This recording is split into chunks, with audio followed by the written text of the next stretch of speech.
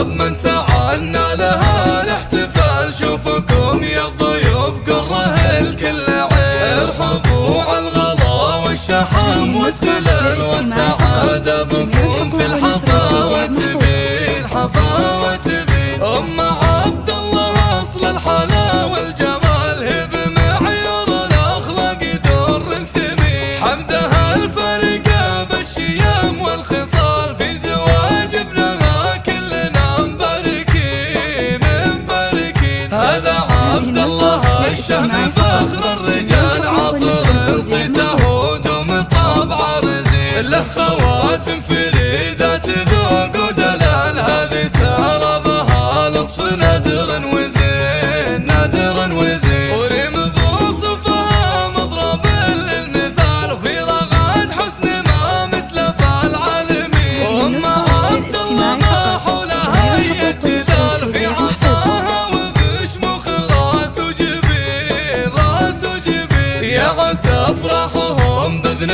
مولى الجلال، والمسرات تبقى دهور وسنين. يا عسى افراحهم باذن مولى الجلال، والمسرات تبقى دهور وسنين دهور وسنين.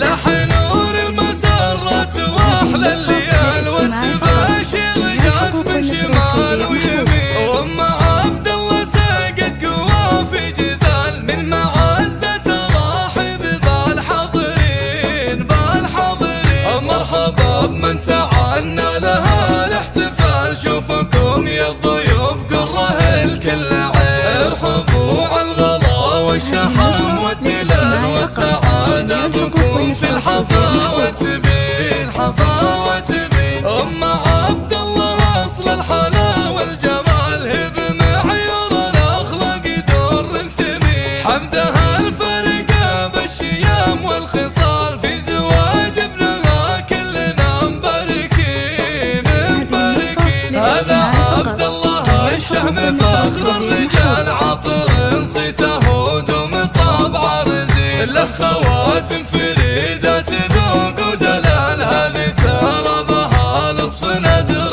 وزين نادر وزين. وريم بوصفها مضرب للمثال، وفي رغد حسن ما مثل فالعالمين. وام عبد الله ما حولها أي جدال، في عطاها وبشمخ راس وجبين راس وجبين. يا عسى افراحهم باذن مولى الجلال، والمسرات تبقى دهور وسنين. يا عسى افراحهم باذن مولى الجلال، والمسرات تبقى